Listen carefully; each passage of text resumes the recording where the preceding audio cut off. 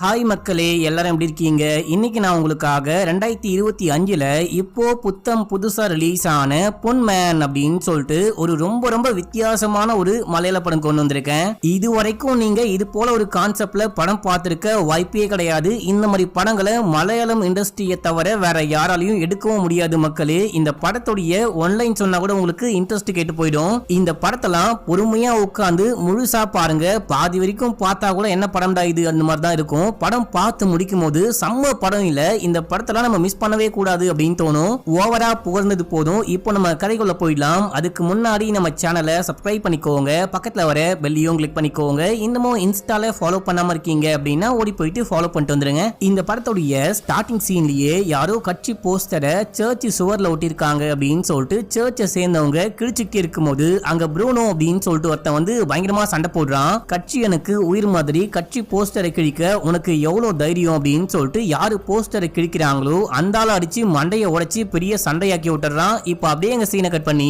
ப்ரூனோவுடைய தங்கச்சி அதுக்கப்புறம் அம்மாவை காமிக்கிறாங்க. இந்த பொண்ணுக்கு ஒரு மாப்பிள்ளை பார்த்திருப்பாங்க போல. மாப்பிள்ளை வீட்டுல இருந்து அந்த அம்மா வந்துட்டு பேசிக்கிட்டு இருக்காங்க. உன்னால 25 சவரன் போட முடியும் அப்படின்னா சொல்லு, இல்லைன்னா நான் வேற ஒரு பொண்ணை பார்த்துட்டு போறேன் அப்படின்னு சொல்லும் போது இல்ல கண்டிப்பா என்னால வந்துட்டு 25 பவுன் போட முடியும், என் பையன் கண்டிப்பா ஏற்பாடு பண்ணுவான், நாங்க எல்லாருமே சேர்ந்து ஏற்பாடு பண்றோம் அப்படின்னு சொல்ல, அப்படின்னா எந்த பிரச்சனையும் கிடையாது, ஒரு பவுன் கம்மியாகும் அப்படின்னா கூட நான் வேற ஒரு பொண்ணை பாத்துக்கிறேன், 25 பவுனோட ஒரு பொண்ணு ரெடியா இருக்கா அப்படின்னு சொல்லிட்டு பிளாக்மெயில் பண்ற மாதிரி பேசிட்டு ஒரு மாதிரி டாக்ஸிக்கா பேசிட்டு அங்க இருந்து கிளம்புறாங்க. இப்ப அப்படியே எங்க சீனை கட் பண்ணி மறுபடியும் ப்ரூனோவை காமிக்கிறாங்க. சர்ச்சுடைய ஃபாதர் இந்த ப்ரூனோவை கூப்பிட்டு வச்சு என்ன காரியம்டா பண்ணி வச்சிருக்க, உனக்குன்னு ஒரு தங்கச்சி இருக்காங்க, எதுவா இருந்தாலும் சர்ச் எதிர்பார்த்து வரணும், சர்ச்சுடைய தயவு இல்லாம கல்யாணம் கூட நடக்காது பாத்துக்கோ, இந்த மாதிரிலாம் நீ பண்ணக்கூடாது அப்படின்னு சொல்லிட்டு அட்வைஸ் பண்றாரு. லைட்டா மிரட்டுற மாதிரியும் பேசும்போது இங்க பாருங்க ஃபாதரே, எனக்குன்னு கட்சி இருக்கு, அந்த கட்சி எனக்கு என்ன ஆனாலும் பாத்துக்கும், நீங்க கல்யாணம் பண்ண முடியாதுன்னு ஒதுக்கி வச்சீங்க அப்படின்னா என்னுடைய தங்கச்சுடைய கல்யாணத்தை என் கட்சியை எடுத்து நடத்தும் அப்படின்னு சொல்லிட்டு பயங்கர திமுறா எனக்கு வந்துட்டு இந்த சர்ச்சுடைய தயவே தேவையில்லை அப்படின்ற மாதிரி பேசிட்டு கிளம்பிடுறான். அடுத்து ப்ரூனோவுடைய அம்மாவை காமிக்கிறாங்க. இவங்க ஒரு சொந்தக்கார பொண்ணு வீட்டுக்கு போயிட்டு என்னுடைய புருஷன் இருக்கிற வரைக்கும் போட்டு ஓட்டி பயங்கரமா சம்பாதிச்சாரு, அவரு சம்பாதிக்கும் போது நிறைய பேர் அவர் காசுல வாழ்ந்திருக்காங்க, நீ கூட அப்படின்னும் போது ஆமாத்த எனக்கு நல்லாவே ஞாபகம் இருக்கு, எனக்கு நிறையவே உன் மாமா வந்துட்டு வாங்கி கொடுத்திருக்காரு அப்படின்னு சொல்ல, அதாமா பார்த்தேன், என் பொண்ணுக்கும் 31 வயசு ஆயிடுச்சு, இதுக்கப்புறமும் விட்டா கிளவி ஆகி போயிடுவா, அதான் வேற வழியே இல்லாம மாப்பிள்ள வந்துட்டு யாரா பண்ணையில ஒர்க் பண்ணிட்டு இருக்காராம், பரவாயில்ல என் பொண்ணை நல்லா வச்சு பாத்துக்கிட்டா போதும் அப்படின்னு சொல்லிட்டு எப்படியாச்சும் 25 பவுன் நகையை போட்டு கல்யாணம் பண்ணலான் இருக்கேன், நீ ஏதாவது உதவி பண்ணா நல்லா இருக்கும் அப்படின்னும் போது, அத்தை என் நகையை கேக்குறீங்களா, என் புருஷன் வந்துட்டு போட்டு வாங்க காசு வேணும் அப்படின்னு சொல்லிட்டு காசு கேட்டாருன்னு சொல்லி என் நகையெல்லாம் கழட்டி கொடுத்துட்டேன், இது வந்துட்டு கவரிங் நகை அப்படின்னும் போது பொய் சொல்லாத அப்படின்னு சொல்லிட்டு அப்படியே அங்க இருந்து கிளம்புறாங்க. புலம்பிட்டே போறாங்க. வீட்டுக்கு போனவங்க பையன் அங்க படுத்துக்கிட்டு இருப்பாரு. ஓங்கி ஒரே உத, அம்மா உனக்கு என்ன பைத்தியமா புடிச்சு போச்சு அப்படின்னு சொல்லிட்டு கேட்கும் போது, ஆமாண்டா பைத்தியம் முடிச்சு போச்சு, உன் தங்கச்சிக்கு 31 வயசு ஆகுது, இப்பதான் ஒரு வரன் வந்திருக்கு, 25 பவுன்ல ஒரு பவுன் கம்மியானா கூட கல்யாணமே பண்ணிக்க மாட்டாங்களாம், இந்த கல்யாணம் அப்படியே நின்னு போயிடும், ஏதாவது பண்ணு, எப்படியாச்சும் வந்துட்டு 25 பவுன் நகையை ஏற்பாடு பண்ணு, வெட்டியா சுத்திக்கிட்டு இருக்காத அப்படின்னும் போது, நான் வந்துட்டு அவளுடைய அண்ணன், அவளுக்கு எப்படி கல்யாணம் பண்ணும் அப்படின்னு சொல்லிட்டு எனக்கு நல்லாவே தெரியும், அது மட்டும் இல்லாம என் கட்சியும் கண்டிப்பா சப்போர்ட் பண்ணும், என்னுடைய கட்சியில அவளுக்கு என்ன மாதிரி எக்கச்சக்கமான அண்ணன்கள் இருக்காங்க அப்படின்னு சொல்ல, உன்னுடைய கட்சியை பத்தி பேசி நீ தான் மெச்சுக்கணும், கட்சி ஹெல்ப் பண்ணுவாங்களா இல்லையான்னு தெரியல, இந்த கல்யாணம் நின்னு போச்சு அப்படின்னா நானும் தங்கச்சியும் அந்த கடல்ல குதிச்சு தற்கொலை பண்ணிப்போம் அப்படின்னு சொல்லிட்டு மிரட்டிட்டு புலம்பிட்டு உள்ளுக்குள்ள போறாங்க. அடுத்து ப்ரூனோ கிளம்பி கட்சி ஆபீஸ்க்கு போக அங்க ஏதோ ஒரு ப்ராப்ளம் போல நிறைய பேர் மீட்டிங் போட்டு பேசிக்கிட்டு இருக்காங்க. இவன் மேல போகும்போது யாரும் மதிக்காம அங்கிருந்து போயிட்டே இருக்காங்க. அப்போ அங்க இருந்து கட்சியில இருந்து ஒரு நபர் வராரு. வந்தவரு, டே உனக்கு அறிவே கிடையாதா, அந்த ஆள் மண்டையை ஏன்டா அடிச்சு உடைச்ச அப்படின்னு சொல்லிட்டு கேட்கும் போது, கட்சியுடைய போஸ்டரை கிழிச்சா கோவம் வராதா அப்படின்றான். டே மனுஷனுக்கு பொறுமை ரொம்ப முக்கியம், நீ பண்ணதால இவர் போயிட்டு கம்ப்ளைண்ட் கொடுத்துட்டாரு, போலீஸ் கேஸ் ஆயிடுச்சு அப்படின்னும் போது, அப்படின்னா கட்சி தான் கேஸ் நடத்தணும் அப்படின்றான். டே பைத்தியம் முடிச்ச பள்ளி, சர்ச்சை எதிர்த்தலாம் கேஸ் நடத்த முடியாது, வேற வழியே கிடையாது, எல்லாருமா சேர்ந்து பேசி ஒரு முடிவு பண்ணிட்டாங்க, உன்னை கட்சி விட்டு தூக்கணும் அப்படின்னு சொல்லும் போது, என்னது கட்சியை விட்டு தூக்க போறீங்களா, நான் எவ்வளவு உழைச்சேன் தெரியுமா, அது மட்டும் இல்லாம இந்த டைம்ல தான் என் தங்கச்சிக்கு கல்யாணம் ஃபிக்ஸ் ஆயிருக்கு, தயவு செஞ்சு இந்த மாதிரிலாம் பண்ணாதீங்க அப்படின்னும் போது, நான் ஏதாவது பண்ண ட்ரை பண்றேன், நீங்க இருந்து கிளம்பி போயிட்டு கொஞ்ச நாளைக்கு எங்கேயாச்சும் ஸ்டே பண்ணிக்கோ, எனக்கு தெரிஞ்ச 2-3 பசங்க இருக்காங்க, அவங்க கூட சேர்ந்துட்டு ஸ்டே பண்ணிக்கோ, மத்த விஷயம்லாம் நான் பாத்துக்கிறேன் அப்படின்னும் போது, இவனும் கிளம்பி அந்த லாட்ஜுக்கு போயிட்டு பசங்க கூட சேர்ந்துட்டு ஸ்டே பண்ண ஆரம்பிக்கிறான். அங்கேயும் போயிட்டு சரக்க போட்டு என்ன கட்சியை விட்டு தூக்க போறாங்களாம் அப்படின்னு சொல்லிட்டு புலம்பிட்டு இருக்கான். இங்க வந்துட்டு ஒரு தாடிக்காரன் அதுக்கப்புறம் பரட்ட மண்டையன் ஒருத்தர் இருப்பான். இந்த 7:30 ஏன்டா ரூமுக்கு கூட்டிட்டு வந்த அப்படின்னு சொல்லிட்டு கேட்கும்போது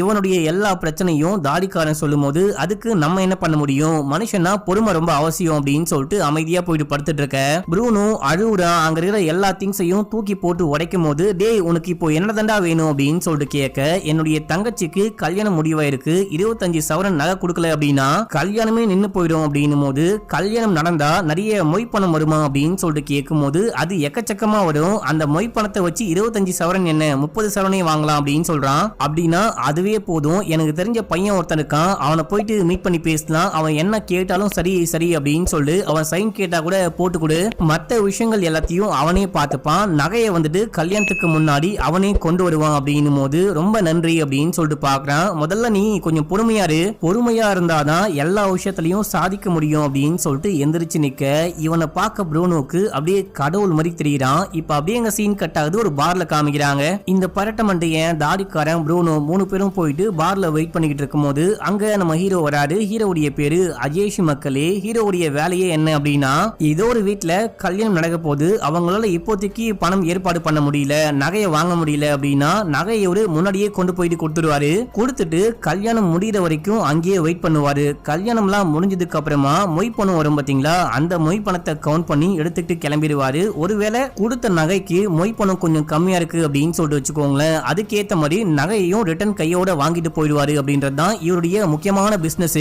நம்ம ஹீரோ பெரிய பணக்காரன்லாம் கிடையாது, ஒரு நகை கடையில ஒர்க் பண்ணிட்டு இருக்காரு, இதையே வந்துட்டு ஒரு தொழிலா பண்ணிட்டு இருக்காரு அப்படின்ற மாதிரிலாம் எக்ஸ்பிளைன் பண்ணிட்டு இருக்காரு. தலைவன் வந்து உட்கார்ந்த உடனே பயங்கரமா குடிக்க ஆரம்பிக்கிறாரு. மொடா குடிகாரனா இருப்பாரு போல சரக்கு போட்டு, இங்க பாரியா நான் சொன்ன விஷயம்லாம் அவன்கிட்ட சொல்லிட்டேன் இல்லையா, கல்யாணத்துக்கு ஒரு நாளைக்கு முன்னாடி வருவேன், நீ கேட்ட நகையை கொடுப்பேன், நகையை வந்துட்டு என் கண்ணுக்கு முன்னாடியே நீங்க வச்சிருக்கணும், மறுநாள் கல்யாணம் முடிஞ்சதுக்கு அப்புறமா அன்னைக்கு நைட் வரைக்கும் வெயிட் பண்ணி நீங்க மொய் பணம்லாம் கவுண்ட் பண்ணதுக்கு அப்புறமா மொய் பணத்தை வாங்கிட்டு கிளம்பி போயிடுவேன். அந்த டைம்ல அது சரியில்லை இது சரியில்லை அப்படின்னு சொல்லிட்டு டைம்லாம் வேஸ்ட் பண்ணிட்டு இருக்க கூடாது, டைமிங் ரொம்ப முக்கியம் அப்படின்னு சொல்லிட்டு டீலிங்லாம் பேசிட்டு அப்படியே கிளம்புறாரு. அடுத்து கல்யாணம் நடக்கிற அந்த டைம்ல காமிக்கிறாங்க. டைம் ஆயிட்டே இருக்கு, நம்ம ஹீரோவை காணோம். பொண்ணுடைய அம்மா புலம்பிட்டு இருக்காங்க, அந்த பையன் வருவானா வரமாட்டானா, பொண்ணு வீட்டுக்காரங்க சாரி மாப்பிள்ளை வீட்டுக்காரங்களாம் வந்துட்டாங்க, இந்த டைம்ல அந்த பையன் நகையோட வரல அப்படின்னா அவமானமா போயிடும் அப்படின்னு சொல்லிட்டு புலம்பிட்டே இருக்கும் போது ஃப்ரெண்ட்ஸும் வெயிட் பண்றாங்க. கரெக்டா டைமுக்கு நம்ம ஹீரோ வந்துட்டாரு மக்களே. வந்தவர் நேரா வீட்டுக்குள்ள போயிட்டு அமைதியா உட்கார்ந்துக்கிறாரு. பேக்ல இருந்து நகையெல்லாம் எடுத்து வெளியே வச்சுட்டு பொண்ணு அம்மா புள்ள அப்படின்னு சொல்லிட்டு எல்லாரையும் கூப்பிட்டு காமிக்கிறாரு. நீங்க கேட்ட நகையெல்லாம் இருக்கா நல்லா செக் பண்ணிக்கோங்க அப்படின்னு போது இருக்கு அப்படின்றாங்க.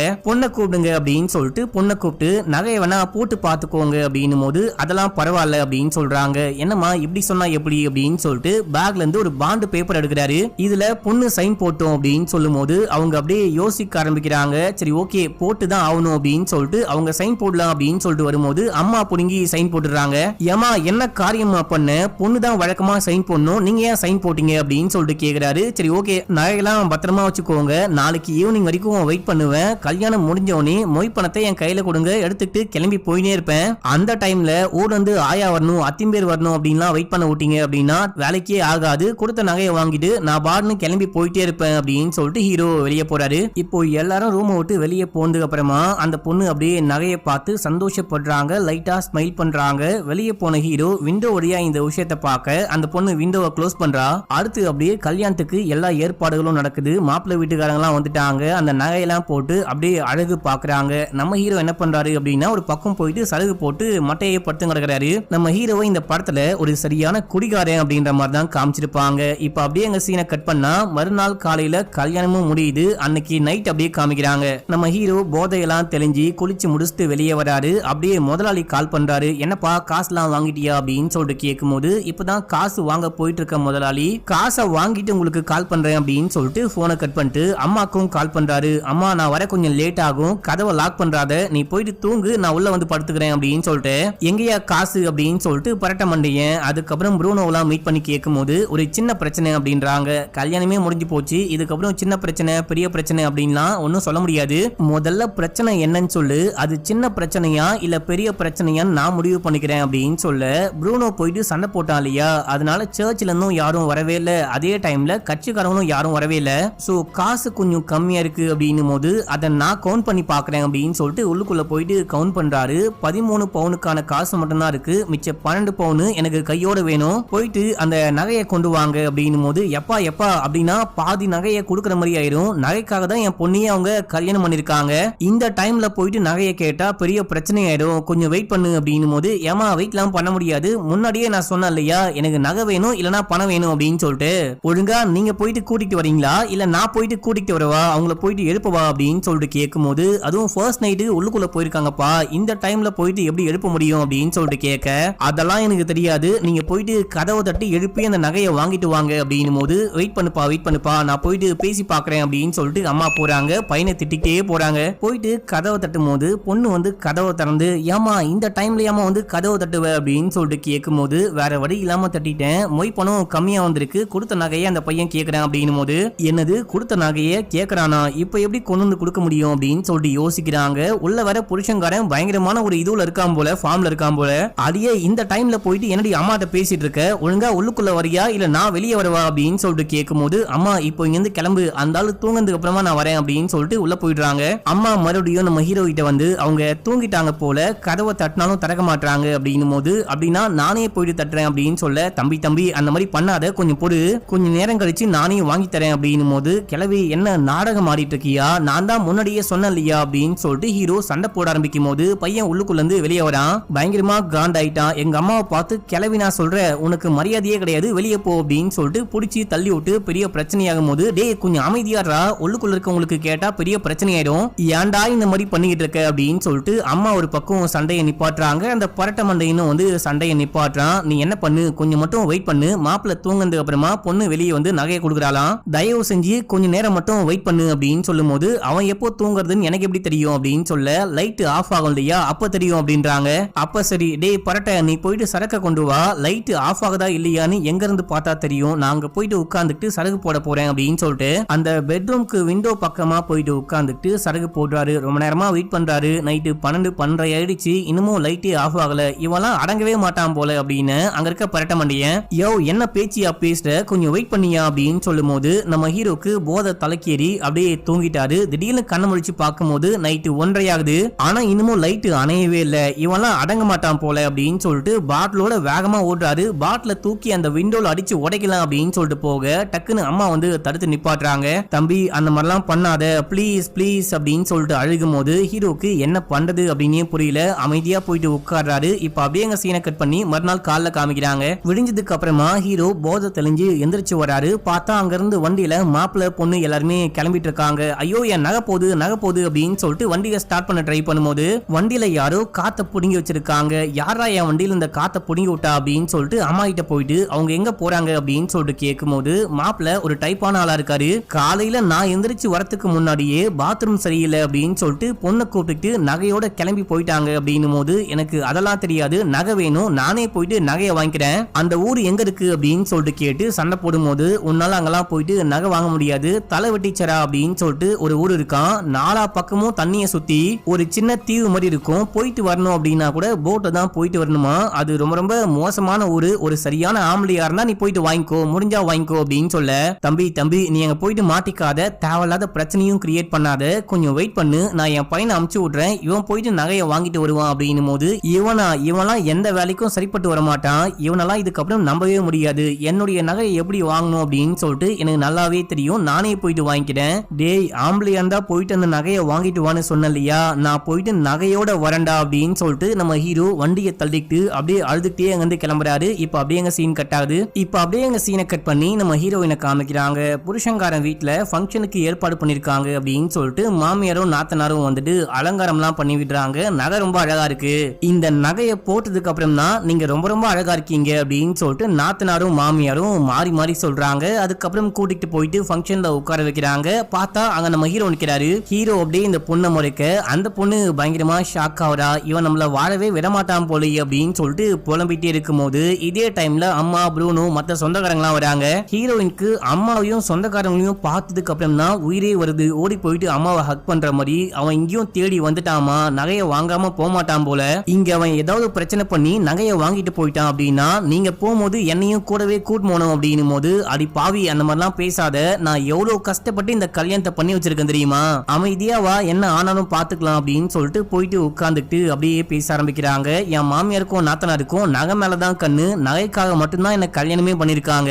அந்த புருஷங்காரன் இருக்கான் பாரு, அவனுக்கும் நகை மேல மட்டும்தான் கண்ணு, நகை இல்லை அப்படின்னா என்ன இங்க இருந்து அமிச்சே விட்டுருவாங்க போல அப்படின்னு சொல்லிட்டு பேசி பேசிக்கிட்டே இருக்கும்போது அங்க ஹீரோ வந்து உட்கார்றாரு.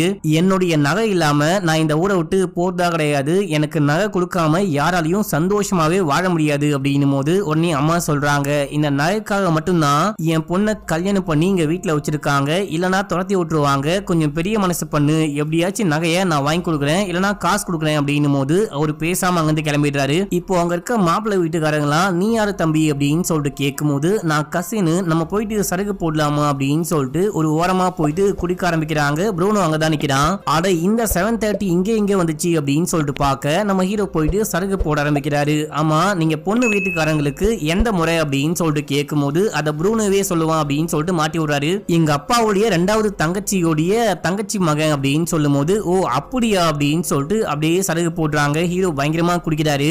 அந்த டைம்ல அம்மா கூப்பிடுறாங்க அப்படின்னு சொல்லிட்டு ப்ரூனோ போறான். என்னமா இங்க பிரச்சனை அப்படின்னு சொல்லிட்டு கேட்கும் போது அவன் இங்கேயும் வந்துட்டான், நகையை வாங்காம போக மாட்டான் போல, அவன் இங்க நிக்கிற ஒரு செகண்டும் நமக்கு பிரச்சனை தான் அப்படின்னும் போது நான் என்ன பண்ணிட்டோம், போயிட்டு அவனை கொலை பண்ணவா அப்படின்னு சொல்லிட்டு கேட்கும் போது கொலை பண்ணு, அவனை கொலை பண்ணு, என்ன கொலை பண்ணு, உன் தங்கச்ச கொலை பண்ணு, எல்லாரையும் கொலை பண்ணு, ஏன்டா இப்படி பண்ற அப்படின்னு சொல்லிட்டு கேட்கும் போது வேற என்ன பண்ணிட்டோம், என்கிட்ட இப்போ காசு கிடையாது, நான் கொஞ்சம் கோவப்பட்டேன், பிரச்சனை அடிச்சு எல்லாமே நான் ஒத்துக்கிறேன், இப்போ என்ன பண்ணிட்டோம், அவனை போயிட்டு கொலை பண்ணவா, அப்பதான் அவன் காசை திரும்பி கேட்க மாட்டான், பரவாயில்லையா அப்படின்னும் போது கொலை பண்ணு, ஆனா அவன் கொலை பண்ணி இறந்து போறதுக்கு முன்னாடி எந்த உண்மையும் சொல்லாம பாத்துக்கோ அப்படின்னு சொல்லிட்டு கடுப்புல பேசிட்டு போறாங்க. ப்ரூனோ அம்மா உண்மையிலேயே சொல்லிட்டாங்க போல, நம்ம போயிட்டு அவனை கொலை பண்ணிடலாம், கொலை பண்ணாதான் தங்கச்சியுடைய வாழ்க்கையை காப்பாற்ற முடியும் அப்படின்ற மாதிரி அங்க போக எல்லாரும் குடிச்சிட்டு கிளம்புறாங்க. நம்ம ஹீரோ குடிச்சிட்டு மட்டையை கிடக்குறாரு. போனவன் ஒரு கல்லை தூக்குறான், இவனை இப்படியே கொலை பண்ணிடலாம் அப்படின்னு சொல்லிட்டு கல்லை தூக்கி மண்டையில போட்டு கொலை பண்ணலாம் அப்படின்னு சொல்லிட்டு பார்க்கும்போது இவனுக்கு மனசு வரல. இப்ப அப்படியே சீன் கட் ஆகுது. மறுநாள் காலைல காட்டுறாங்க. நம்ம ஹீரோ போதை தெளிஞ்சு உட்கார்ந்துட்டு இருக்காரு. என்னப்பா தம்பி இங்க வந்து நீங்க தான் எல்லா வேலையும் செய்வீங்க அப்படின்னு சொல்லிட்டு பார்த்தா நீங்களே மொடா குடிகாரனா குடிச்சிட்டு கீழே வந்து கிடக்குறீங்க அப்படின்னு சொல்லிட்டு கலாய்க்கிறாங்க. இப்போ அந்த மாப்பிள்ள இருக்கான் பாத்தீங்களா, அவன் வேலைக்கு கிளம்பிட்டான். என்ன மாப்பிள்ள அதுக்குள்ள வேலைக்கு கிளம்பிட்டீங்க அப்படின்னும் போது இவரு எறா பண்ணையில ஒர்க் பண்ணிட்டு இருக்காராம். அவருக்கு எல்லாமே அந்த எறா பண்ணை தானா, இன்னைக்கு ஒரு அவசரமான வேலை இருக்கு அதான் கிளம்புறேன் அப்படின்னு சொல்லிட்டு போறாரு. உடனே நம்ம ஹீரோ மாப்பிள்ளையை கூப்பிட்டு நைட்டு கச்சேரி வச்சுக்கலாமா அப்படின்னு சொல்லிட்டு கேட்க கண்டிப்பா அப்படின்னு சொல்லிட்டு போறாரு. இப்போ நம்ம ஹீரோவும் ப்ரூனோவும் அங்கிருந்து போறாங்க. போகும்போது ஹீரோயினை கூப்பிட்டு இங்க பாரு, நீ மறு வீட்டுக்கு வரும்போது உங்க அம்மா நகையை பேசி வாங்கி தரேன் அப்படின்னு சொன்னாங்க, ஒழுங்கா நகையை கொடுத்துரு, அந்த நகை என் கையில கிடைக்கிற வரைக்கும் நான் இங்கிருந்து எங்கேயுமே போக மாட்டேன் அப்படின்னும் போது என் நகையை நான் எதுக்கு கொடுக்கணும், நான் சைன் போட்டா வாங்கினேன், எங்க அம்மா தான் சைன் போட்டு வாங்கினாங்க, இவன் தான் உன்னை கூட்டணும் தான், எதுவா இருந்தாலும் இவங்க கிட்ட பேசிக்கோ அப்படின்னும் போது நம்ம ஹீரோ கடுப்பாகிறாரு. என்னடி நகையை வாங்கிட்டு ஓவரா பேசுறியா அப்படின்னும் போது அந்த பக்கம் அந்த புருஷங்காரன் வேலைக்கு கிளம்பினா பாத்தீங்களா, யார்ட்டையும் சண்டை போட்டுட்டு இருக்கான். 2-3 பேரை போட்டு பொலன்னு பொலந்துகிட்டு இருக்கான். பயங்கரமா சண்டை போடுறான் மக்களே. அப்பதான் இந்த பொண்ணு சொல்றா, இங்க பாருங்க இந்த நகை மட்டும் இல்ல அப்படின்னா என்னால இங்க வாழவே முடியாது, எனக்கு விருப்பமே இல்லாம அவங்களுக்கு வேற வழியும் இல்லாம இந்த மலை மாடு கிட்ட என்ன புடிச்சு கொடுத்துட்டாங்க, இவ்வளவு விஷயத்த கண்ணால பார்த்ததுக்கு அப்புறமா நகை இல்லாம போக மாட்டேன் அப்படின்னு சொன்னீங்கன்னா என்னால ஒண்ணுமே பண்ண முடியாது, உங்களால என்ன பண்ண முடியுமோ பண்ணிக்கோங்க அப்படின்னு சொல்ல நம்ம ஹீரோ அங்க இருந்து கிளம்புறாரு. இப்போ அப்படியே நம்ம ஹீரோவும் ப்ரூனோவும் கிளம்பி ஒரு லாட்ஜுக்கு வராங்க. அந்த நகையை வாங்காம நான் இந்த ஊரை விட்டு போறதே கிடையாது, இங்கேயே ஸ்டே பண்ணி அந்த நகையை வாங்கிட்டு தான் போறேன், எவ்வளவு நாள் ஆனாலும் சரி இங்க தான் ஸ்டே பண்ண போறேன் அப்படின்னு சொல்லிட்டு மேல போறாரு. அமைதியா படுக்கிறாங்க. இந்த டைம்ல ப்ரூனோக்கு யாரோ கால் பண்றாங்க அப்படின்னு சொல்லிட்டு வெளியே வந்து பேசுறான். யாரு பேசினா யாரு கால் பண்ணா அப்படின்லாம் தெரியல. கடுப்புல உள்ளுக்குள்ள போயிட்டு அப்படியே கேட்டை லாக் பண்றான். லாக் பண்ணிட்டு பார்க்கும்போது நம்ம ஹீரோ படுத்து தூங்கிட்டு இருக்காரு. ஒரு துணியை தூக்கி கிழிச்சு அதை தூக்கு கயிறு மாதிரி மாட்டி மேல ஃபேன்ல கட்டி விட்டு நம்ம ஹீரோ தான் கொலை பண்ண போறான் அப்படின்னு சொல்லிட்டு பார்த்தா இவன் மாட்டிக்கிட்டு தொங்க ட்ரை பண்றான். அந்த கட்டையை தள்ளி விடலாம் அப்படின்னு சொல்லிட்டு பார்க்கும்போது பார்த்தா கீழே நம்ம ஹீரோ நிக்கிறாரு. டேய் சனிய முடிச்சவனே, என்ன காரியம்டா பண்ணிக்கிட்டு இருக்க, உன்னால நான் படுற பாடு பத்தாதா, நான் இருக்கிற ரூம்ல நீ தூக்கு மாட்டி தொங்கி என்ன கொலை கேஸ்ல உள்ளுக்குள்ள போக வைக்க போறியா, ஒழுங்கு மரியாதையா கீழே இறங்கு இல்லனா அசிங்கமா திட்டுருவேன் அப்படின்னு சொல்ல அவன் கீழே இறங்கி உட்கார்ந்து அழுதுகிட்டு இருக்கான். நம்ம ஹீரோ அந்த லுங்கி எடுத்து பார்க்கும்போது பயபுல கிழிச்சு வச்சிருக்கான். டேய் என்கிட்ட இருந்ததே ஒரே ஒரு லுங்கி, இதை வேற கிழிச்சு வச்சிடி அப்படின்னு சொல்லிட்டு படுத்துட்டு இருக்கும் போது இந்த ப்ரூனோ உட்கார்ந்துட்டு அழுதுட்டு விட்டத்தை பார்த்துக்கிட்டு இருக்கான். அங்க என்ன உங்க அப்பா நான் தெரியுறான், என்னடா பண்ற, எதுக்குடா இந்த மாதிரி பண்ணு அப்படின்னு சொல்லிட்டு கேட்கும் போது என்ன கட்சியை விட்டு தூக்கிட்டாங்க, எனக்கு கட்சி தான் எல்லாமே அப்படின்னு. ஒரு கட்சின்னு இருந்தா 1000 கருத்து வேறுபாடு இருக்கதான் செய்யும், அதுக்காக மாட்டிட்டு தொங்கிடுவியா, நீலாம் வந்துட்டு வாழ்க்கையில கஷ்டம்னா என்னன்னே தெரியாம வளர்ந்தவன், ஏற்கனவே எனக்கெல்லாம் 1000 பிரச்சனைடா, அம்மாவை பாத்துக்கணும் தங்கச்சியை பாத்துக்கணும், இதுக்கு நடுவுல உன்னுடைய தங்கச்சி அவ்வளவு நகையை வாங்கி வச்சுக்கிட்டு கொடுக்க மாட்டேன் அப்படின்னு சொல்லிட்டு சவடால் பேசிட்டு இருக்கா. எனக்கு பணம் கொடுத்து அந்த நகையெல்லாம் கொடுத்தாமிச்சான் இல்லையா, அவனுக்கு முன்னாடி நான் ஒரு திருட்டு பயலா உட்கார்ந்துட்டு இருக்கேன், அடுத்து என்ன பண்ண போறேன்னு தெரியாம முழிச்சுக்கிட்டு இருக்கேன், நீ நானு எல்லாருமே பணத்தை வச்சுக்கிட்டு அதை செலவு பண்ண முடியாம யோசிக்கிறவங்க கிடையாது, நம்ம யாருக்குமே பெருசா காசு கிடையாது, ரொம்ப ரொம்ப கஷ்டப்பட்டு வாழ்ந்துகிட்டு இருக்கோம். சந்தோஷமா கொஞ்சம் காசு கிடைச்சா அதை வச்சு சந்தோஷமா இருக்கணும். கஷ்டப்படுற நேரத்துல அட்ஜஸ்ட் பண்ணி வாழ்ந்துக்கணும். அமைதியா இரு, எதுக்கு இந்த மாதிரிலாம் பண்ணிக்கிட்டு இருக்க, உன்னால நான் போற போக்க பார்த்தா ஜெயிலுக்கே போயிடுவோம் போல அப்படின்னு சொல்லிட்டு ஏதேதோ உளறிட்டு இருக்காரு. இந்த டைம்ல யாரோ வந்து கதவை தட்டுறாங்க. யாருன்னு பார்த்தா நகையை கொடுத்தவன். வந்தவன் ஓங்கி ஒரே போடு காதா மட்டிலேயே போட்டு, எதுக்காகடா இங்க வந்து ஓடி ஒளிஞ்சுக்கிட்டு இருக்க அப்படின்னு சொல்லிட்டு கேட்க, நகை வாங்கிட்டு அந்த பொண்ணு ஓடி போயிட்டா. ஒரு 12 சவரனுக்கான நகை வரல, நகையும் திரும்பி வரல. அதை வாங்க தான் இங்க வந்து உட்கார்ந்துட்டு இருக்கேன். கொஞ்சம் டைம் கொடுங்க, கண்டிப்பா திரும்பி நகையோட வருவேன், இல்லனா பணத்தோட வரேன், என்ன நம்புங்க அப்படின்னும் போது, அதுக்கு ஏன்டா போன் எடுக்க மாட்ற, வீட்டுக்கும் போக மாட்ற, கடைக்கும் வர மாட்ற, உன்னை நம்பி தானே நகையை கொடுத்து அமிச்சோம் அப்படின்னும் போது, அந்த நம்பிக்கையை நான் காப்பாத்துவேன் அப்படின்றாரு. சரி ஓகே, என் கூட கொஞ்சம் வெளியே வா அப்படின்னு சொல்லிட்டு கூட்டிட்டு போயிட்டு, நம்ம இந்த நகையை வந்துட்டு ஜிஎஸ்டி பில் இல்லாம அதுக்கப்புறம் சில பல இல்லீகலான வேலைகள் தான் வித்துக்கிட்டு இருக்கோம். லீகலா போலீஸ் கம்ப்ளைண்ட் கூட கொடுக்க முடியாது.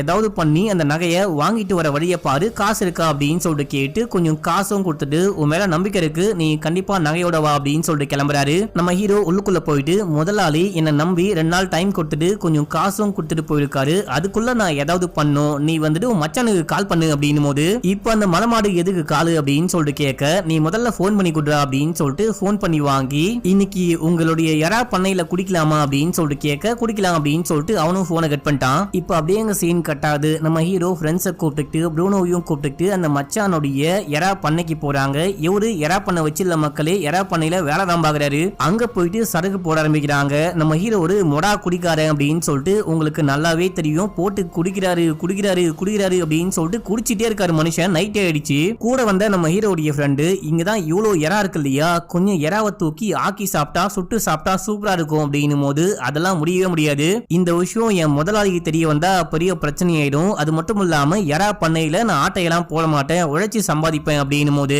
நம்ம ஹீரோ உடனே அவன் சொல்றதுல என்ன தப்பு இருக்கு, ஒரு 2 எறாவை எடுத்து சாப்பிட்டா யாருக்கு தெரிய போகுது அப்படின்னும் போது, என் முதலாளிக்கு தெரியும், அதை விட கடவுளுக்கு தெரியும் அப்படின்னும் போது, நீ சொல்ற கடவுளும் சரி முதலாளியும் சரி தூங்கிட்டு இருப்பாங்க, ஒரு 10 எறால எதுவும் குறைஞ்சி போறது கிடையாது அப்படின்னும் போது, டேய் நீ ஓவரா பேசிட்டு இருக்க, உனக்கு போதை ஓவர் ஆயிடுச்சு, உனக்கு ஏதோ ப்ராப்ளம் போல, ஒழுங்கா இங்க இருந்து கிளம்பி போயிடு அப்படின்னு சொல்லும் போது, யாரை பார்த்து பிரச்சனை இருக்குன்னு சொல்ற அப்படின்னு சொல்லிட்டு ஹீரோ போயிட்டு சட்டையை பிடிச்சிடுறாரு. மத்தவங்க எல்லாம் தடுக்கிறாங்க. தடுத்து நம்ம ஹீரோவை ஓரமா கூட்டிட்டு போக, இவன் போயிட்டு சாரி கேட்கிறான். அவன் வந்துட்டு ஏதோ குடி போதையில தெரியாம பண்ணிட்டான் அப்படின்னும் போது, இல்ல அவன் ஏதோ வேண்முதுனே பண்ணிருக்கான், அவன் குடிச்சாலும் பயங்கர தெளிவா இருக்கான், நீ என்ன பண்ணு, நாளைக்கு காலையில 3 மணிக்கு அவனை இந்த ஸ்பாட்டுக்கு வர சொல்லு, அவன் எதுக்கு என் சட்டையை பிடிச்சான்னு பேசணும் அப்படின்னும் போது, மச்சான் இங்க பாருங்க, அவன் ஒரு சரியான குடிகாரன், குடிச்சிட்டு பண்ணிட்டான், இந்த விஷயத்தை அப்படியே விடுங்க, பெருசாக்காதீங்க அப்படின்னும் போது, ஒழுங்கா கூட்டிட்டு வா, இல்லனா பெரிய பிரச்சனை ஆயிடும் அப்படின்னு சொல்லிட்டு மச்சாங்காரன் கிளம்பிட்டான். ப்ரூனோ அங்கிருந்து கிளம்புறான். இப்ப அப்படியே எங்க சீன் கட்டாது. மறுநாள் காலையில காமிக்கிறாங்க. ஏன்டா இந்த மாதிரி பண்ணு அப்படின்னு சொல்லிட்டு கேட்கும் போது, எல்லாமே வேண்முத்து நீ தான் பண்ண, அந்த மாப்பிள்ளை கிட்ட போயிட்டு உண்மையை சொல்லி நகையை கேட்க போறேன் அப்படின்னு சொல்ல, அந்த மாதிரிலாம் பண்ணாத அப்படின்னு சொல்லிட்டு ப்ரூனோ சொல்லும் போது, எனக்கு வேற வழி தெரியல, இல்லைன்னா என்ன வந்துட்டு வேலையை விட்டு அமுச்சு விட்டுருவாங்க, என் அம்மா தங்கச்சியை நான் எப்படி பாத்துப்பேன் அப்படின்னு சொல்லிட்டு ஹீரோ கிளம்புறாரு. அந்த பக்கம் இந்த மாப்பிள்ளை ஹீரோயின் கிட்ட போயிட்டு, அவன் யாரு, அவன் இங்க எதுக்கு வந்திருக்கான் அப்படின்னு சொல்லிட்டு கேட்கும் போது, இவங்க ஏதேதோ போய் சொல்லி சமாளிக்க பாக்குறாங்க. அதுக்கப்புறம் உண்மையை சொல்லிடுறாங்க. எவ்வளவு பவுன் நகை அப்படின்னு சொல்லிட்டு கேட்கும் போது, 12 பவுன் அப்படின்னும் போது, எது உங்க அம்மா எனக்கு கொடுத்தாங்களே அந்த நகையா, அடி பாவி, அப்படின்னா என்ன ஏமாத்துறீங்களா, உன்னுடைய அம்மா என்ன ஏமாத்துறாங்களா அப்படின்னு சொல்லிட்டு இந்த பொண்ணை அடிக்க பாக்குறான். அம்மா தங்கச்சிலாம் ஓடி வந்து தடுக்கிறாங்க. ஏன்டா அந்த பொண்ணு அடிக்கிற அப்படின்னு சொல்லிட்டு கேட்க, எவனையும் ஏமாத்தி நகையை போட்டுட்டு வந்துட்டா, அம்மா அண்ணன் எல்லாருமே சேர்ந்துட்டு நம்மளை ஏமாத்திருக்காங்க அப்படின்னும் போது, மாமியாரும் இவனும் புலம்ப ஆரம்பிக்கிறாங்க. நம்ம ஹீரோயினை செமையா திட்டுறாங்க. இப்ப அப்படியே எங்க சீன் கட்டாது. விடிய காலைல 3 மணிக்கு நம்ம ஹீரோ எந்திரிச்சு எங்கேயோ கிளம்பிட்டு இருக்காரு. யோ எங்கேயா கிளம்புற அப்படின்னு சொல்லிட்டு கேட்க, நான் போயிட்டு உன் மாப்பிள்ளையை மீட் பண்ண போறேன், மீட் பண்ணி உண்மையை பேசிட்டு வர போறேன் அப்படின்னு சொல்லிட்டு கிளம்பி அந்த டீ கடைக்கு போயிட்டு மாப்பிள்ளையை மீட் பண்றாங்க. ஒரு ஓரமா வா அப்படின்னு சொல்லிட்டு கூட்டிட்டு போக, நம்ம ஹீரோ சட்டையை கொடுக்குறாரு. நான் தெரியாம போதையில வந்துட்டு சண்டை போட்டேன், அதுக்கு பதிலா இந்த சட்டையை வச்சுக்கோ அப்படின்னும் போது, அவன் சட்டையை கொளுத்தி போட்டு, உனக்கு என்ன வேணும், நீ யாரா அப்படின்னு சொல்லிட்டு கேட்க, இந்நேரத்துக்கு நான் யாரு, எதுக்கு இங்க வந்திருக்கேன் அப்படின்ற விஷயம்லாம் உனக்கு நல்லாவே தெரியும், ஒழுங்கா என்னுடைய நகையை கொடுங்க, அந்த நகை இல்லாம என்னால போக முடியாது, என்ன வேலையை விட்டு தூக்கிட்டாங்க அப்படின்னும் போது, நான் எதுக்கு அந்த நகையை கொடுக்கணும், அந்த நகை வந்துட்டு எனக்கு வரதட்சணையா வந்த நகை அப்படின்னும் போது, டேய் அந்த நகையை உன் பொண்டாட்டியும் மாமியாரும் சேர்ந்துட்டு என்கிட்ட ஆட்டையை போட்டு கொண்டு வந்திருக்காங்க, அது எப்படி உனக்கு சொந்தமான நகையா இருக்கும் அப்படின்னும் போது, இங்க பாரு நான் யாரு காசுலயும் வாழ்றவங்க கிடையாது, உழைச்சி சம்பாதிக்கிறவன், ஆட்டையை போட்ட நகை அப்படி இப்படின்னு பேசாத அப்படின்னு சொல்லும் போது, அதுதான் உண்மை, நீ உழைப்பாளி, நீ உழைச்சி சம்பாதிச்சு சாப்பிடுறவன் அப்படின்றதுனால தான் உங்ககிட்ட வந்து பேசிட்டு இருக்கேன் அப்படின்னும் போது, இங்க பாரு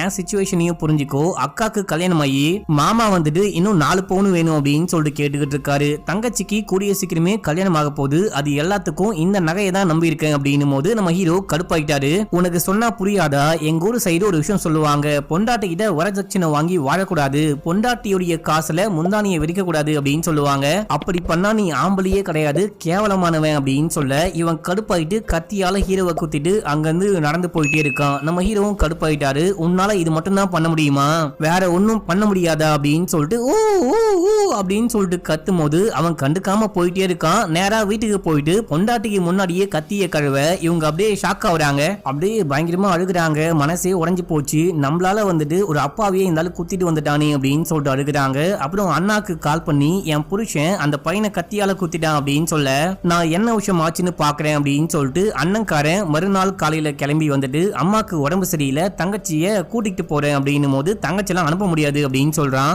எங்க அம்மாக்கு உடம்பு சரியில்லை அப்படின்னு சொல்றேன், தங்கச்சிய தயவு செஞ்சு அமுச்சு வைங்க அப்படின்னும் போது உள்ளுக்குள்ள வா அப்படின்னு சொல்லிட்டு பொண்டாட்டிய உள்ள கூட்டு போயிட்டு நகையெல்லாம் புடுங்கி வச்சுக்கிட்டு இப்போ நீ எங்க வேணா போ, எப்ப வேணா வா அப்படின்னு சொல்ல இந்த பொண்ணு அழுதுகிட்டே அப்படியே இங்கிருந்து கிளம்புறா. நம்ம ஹீரோவுடைய ஃப்ரெண்ட்ஸ், அதுக்கப்புறம் இந்த ப்ரூனோ தங்கச்சி இவங்க எல்லாருமே கிளம்புறாங்க. அங்க இங்கன்னு சுத்தி எல்லா இடத்துலயும் தேடி பாக்குறாங்க. கடைசியா நம்ம ஹீரோவுடைய வீட்டுக்கு போயிட்டு பார்க்கும்போது வீடு பூட்டப்பட்டிருக்கு. நம்ம ஹீரோக்கு ஒரு அம்மா ஒரு தங்கச்சி இருக்காங்க. இவங்க பக்கத்துல ஒரு செங்கல் சூளையில வேலை செய்யறாங்க அப்படின்னு சொல்லிட்டு அங்க போயிட்டு விசாரிக்கும் போது என் பையன் இன்னும் வரலப்பா, ஏதோ கல்யாணத்துக்கு போறேன் அப்படின்னு சொல்லிட்டு கிளம்பினவன் திரும்பி வரவே இல்ல, எங்களுக்கு கொஞ்சம் கடன் இருக்கு அதை அடைக்கணும் அப்படின்னு சொல்லிட்டு ரொம்பவே போராடிக்கிட்டு இருக்கான். எல்லா கஷ்டமும் என் புள்ள வந்துட்டு எங்களுக்காக மட்டும்தான் பட்டுக்கிட்டு இருக்கான் அப்படின்னு சொல்லிட்டு அம்மா புலம்புறாங்க. அதே டைம்ல வேலைக்கு டைம் ஆயிடுச்சு அப்படின்னு போயிடுறாங்க. இதையெல்லாம் பார்க்கும்போது ஹீரோயினுக்கு ரொம்ப ரொம்ப கஷ்டமா இருக்கு. அப்படியே சமயா அழுகுறாங்க. அந்த டீ கடைக்கிட்ட போயிட்டு விசாரிக்கலாம் அப்படின்னு சொல்லிட்டு அங்க போயிட்டு பாக்குறாங்க. சுத்தி முத்தி தேடுறாங்க, எங்கேயும் ஹீரோவை கண்டே பிடிக்க முடியல. அதுக்கப்புறம் ஹீரோயின் வீட்டுக்கே போயிட்டாங்க. வீட்டுக்கு போயிட்டு இந்த புருஷங்காரன் நகையை எங்க மறைச்சு வைக்கிறான், அதுக்கப்புறம் கீயை எங்க வைக்கிறான் அப்படின்னு சொல்லிட்டு பார்த்துட்டு வீட்டுல யாரும் இல்லாத சமயமா பார்த்து கீயை கொண்டு போயிட்டு பீரோவை ஓபன் பண்ணி நகையோட அங்கிருந்து கிளம்புறாங்க. இந்த விஷயத்த மாமனார் பார்த்துட்டாரு. அவ்வளவுதான், கதை முடிஞ்சு போச்சு அப்படின்னு சொல்லிட்டு பார்க்க அவரு ரொம்ப நல்ல மனுஷன், வாமா என் கூட நானே கூட்டிட்டு போயிட்டு விடுறேன் அப்படின்னு சொல்லிட்டு அந்த படகுல கூட்டிட்டு போயிட்டு பஸ் ஸ்டாண்ட்ல இறக்கி விடுறாரு. அந்த பக்கம் போமா அப்படின்னும் போது இவங்க போயிட்டு பஸ்ல ஏறி கிளம்புறாங்க. அந்த நகையோட தப்பிச்சு போலாம் அப்படின்னு சொல்லிட்டு பார்க்கும்போது அந்த டைம்ல புருஷன் பார்த்துட்டான். புருஷனுக்கு எப்படி தெரிய வந்துச்சு அப்படின்லாம் தெரியல. பஸ்ஸுக்கே வந்து சொல்லாம கொள்ளாம நகையோட ஓட பாக்குறியா அப்படின்னு சொல்லிட்டு புருஷன் இழுத்துட்டு போக ட்ரை பண்ணும்போது என்னால வர முடியாது அப்படின்றாங்க. அத்தனை பேருக்கு முன்னாடி பஸ்லயே வச்சு அடிச்சு இழுத்துட்டு போறான். வீட்டுக்கு இழுத்துட்டு போனா அழுதுட்டே போறாங்க. என்னாச்சு ஏதாச்சு அப்படின்னு சொல்லிட்டு அம்மாக்காரி கேட்கும் போது நகையோட தப்பிச்சு ஓட ட்ரை பண்ணா, அதான் கூட்டிட்டு வந்தேன், இவ இதுக்கப்புறம் இந்த வீட்டை விட்டு வெளியே போவே கூடாது, இங்க பாரு இதுக்கப்புறம் சொல்லாம கொள்ளாம நகையோட ஓட பார்த்த அப்படின்னா கைய காலை வெட்டி போட்டுருவேன் அப்படின்னு சொல்லிட்டு மிரட்டி விட்டு போறான். இவங்க அழுதுட்டே இங்க வாழ முடியாம வாழ்றாங்க. அடுத்து அந்த ஊர்ல ஒரு போட்டி நடக்குது. ஒரு இடத்துல வந்துட்டு பாத்தீங்கன்னா வாத்தெல்லாம் இறக்கி விட்டு அந்த வாத்துல ஒரு குறிப்பிட்ட வாத்தை பிடிச்சோம் அப்படின்னா பரிசு தொகை அப்படின்னு சொல்றாங்க.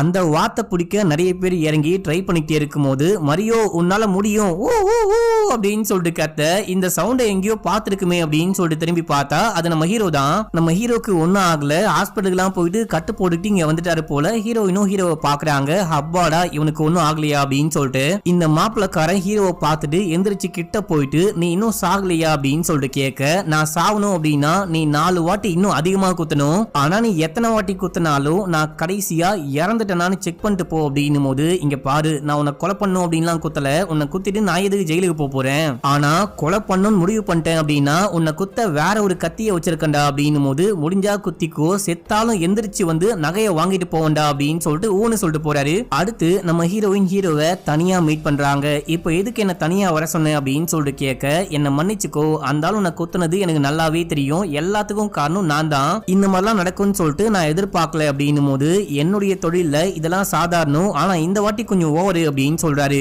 இங்க பாரு என் புருஷன் நகையை எங்க வச்சிருக்கான் அப்படின்னு சொல்லிட்டு எனக்கு நல்லாவே தெரியும், அவன் வீட்டுல இல்லாதப்போ சொல்றேன் நீ வந்து நகையை கொண்டு போயிரு அப்படின்னும் போது என்ன திருட சொல்றியா, என்னால ஆட்டையெல்லாம் போட முடியாது அப்படின்றாரு. அப்படின்னா அந்த ஆளுக்கு ஒரு தங்கச்சி இருக்காங்க, அந்த தங்கச்சியை நீ கல்யாணம் பண்ணிட்ட அப்படின்னா அந்த நகை எல்லாமே உனக்கு கிடைக்கும் அப்படின்னும் போது உங்க அண்ணன் மலை மாடு மாதிரி வெட்டியா சுத்திக்கிட்டு இருக்கான் இல்லையா, அவனுக்கு அந்த தங்கச்சியை கல்யாணம் பண்ணி கொடுத்து நகையை வாங்கி கொடு, என்னாலாம் முடியாது, எனக்கு ஒரு தங்கச்சி இருக்காங்க, அவங்களுடைய வாழ்க்கையை முடிச்சதுக்கு அப்புறம் தான் அவங்களுக்கு கல்யாணம் பண்ணி வச்சதுக்கு அப்புறம் தான் நான் கல்யாணம் கட்டிப்பேன் அப்படின்றாரு. அப்படின்னா உனக்கு அந்த நகை கிடைக்க வேற வழியே கிடையாது அப்படின்னும் போது நான் என் கையால அந்த நகையை கொடுத்தேன், என் கையால வாங்கிட்டு போவேன், அதுக்கு என்ன பண்ணும் அப்படின்னு சொல்லிட்டு எனக்கு நல்லாவே தெரியும், நான் பாத்துக்கிறேன். அந்த நகை இல்ல அப்படின்னா உன்னை அந்த வீட்டுல வந்துட்டு நாயா கூட மதிக்க மாட்டாங்க, வீட்லயே முதல்ல வச்சுக்க மாட்டாங்க, நீ கிளம்பு நான் பாத்துக்கிறேன் அப்படின்னும் போது ஹீரோயின் இங்க இருந்து போறாங்க. போறதுக்கு முன்னாடி பார்த்து உனக்கு எதுவும் ஆகாம பாத்துக்கோ அப்படின்னும் போது என்னம்மா திடீர்னு என் மேல புதுசா அக்கறை அப்படின்னு சொல்லிட்டு கேட்க அந்த பொண்ணு ஒண்ணுமே பேசாம கிளம்பிட்டா. அடுத்து அந்த ஊர் சர்ச்சில் ஏதோ திருவிழா அப்படின்னு சொல்லிட்டு எல்லாருமே கிளம்புறாங்க. டேய் மரியோ, இவளுக்கு நகையை போட்டு கூட்டிட்டு வா, இல்ல அப்படின்னா வீட்டுக்கு வந்த மருமக கிட்ட இருந்து நகையெல்லாம் ஆட்டையை போட்டாங்க அப்படின்ற மாதிரி ஒரு முழுக்க பேசுவாங்க. நகையை போட்டு கூட்டிட்டு வா அப்படின்னும் போது ஒரு 13 பவுன் சின்ன சின்ன நகையை மட்டும் போட்டு விடுறான். ஒரே நகை 12 பவுன்ல ஒரு பெரிய நெக்லஸ் மாதிரி இருக்கும், அதை மட்டும் இவனே வச்சுக்கிறாங்க அப்படின்னு சொல்லிட்டு காமிக்கிறாங்க. அப்புறம் இங்க இருந்து கிளம்பி அப்படியே சர்ச்சுக்கு திருவிழாக்கு போறாங்க.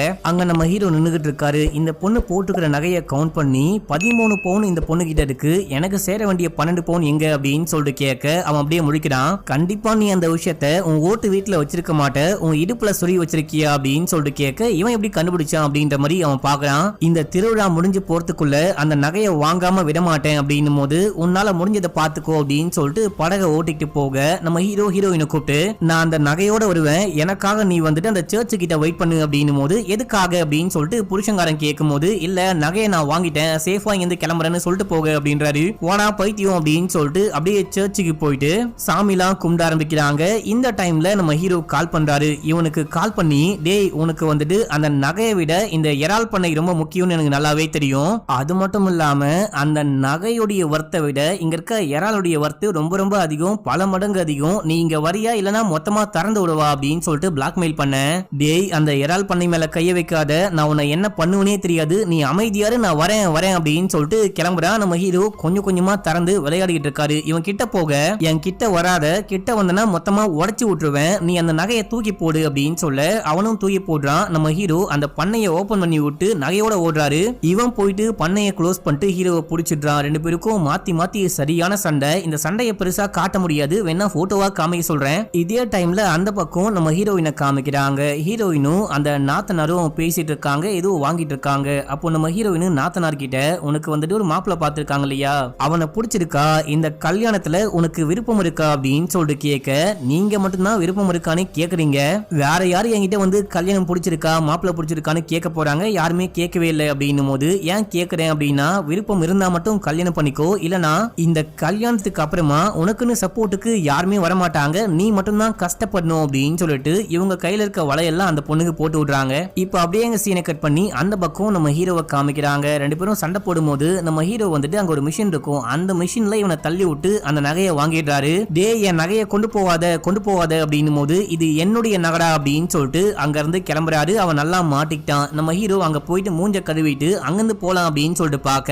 மாப்பிள்ளையுடைய ஆட்கள்லாம் அங்க வராங்க. டே நீங்க என்ன பண்ணிக்கிட்டு இருக்க, உன்னை என்ன பண்றோம் பாரு அப்படின்னு சொல்லிட்டு கிட்ட வரும்போது வாங்கடா என்ன விஷயம் ஆனாலும் பாத்துக்கலாம் அப்படின்னு சொல்லிட்டு ஹீரோ வெறியா இருக்காரு. ஆனா அந்த டைம்ல கரெக்டா அங்க ப்ரூனோ வரான். நீ இங்க இருந்து கிளம்பு, இவங்களை நான் பாத்துக்கிறேன், என் வாழ்க்கையில நான் போராடினதே கிடையாது அப்படின்னு சொன்ன இல்லையா, அது உண்மை, இப்ப போராட போறேன் முதல் முறையா அப்படின்னு சொல்ல நம்ம ஹீரோ சந்தோஷமா இங்கிருந்து நகையோட கிளம்புறாரு. சர்ச்சு கிட்ட போனா அங்க யாருமே காணோம், ஹீரோயின் மட்டும் வெயிட் பண்ணிட்டு இருக்காங்க. நீ எனக்காக வெயிட் பண்ணுவ அப்படின்னு சொல்லிட்டு சத்தியமா எனக்கு தெரியாது, நான் நினைச்சு கூட பாக்கல, ஏன் வெயிட் பண்ணிட்டு இருந்த அப்படின்னு சொல்லிட்டு கேட்கும் போது நீ உயிரோட வரியா இல்லையான்னு பாக்குறதுக்கு அப்படின்னு சொல்லிட்டு கலாய்க்கிறாங்க.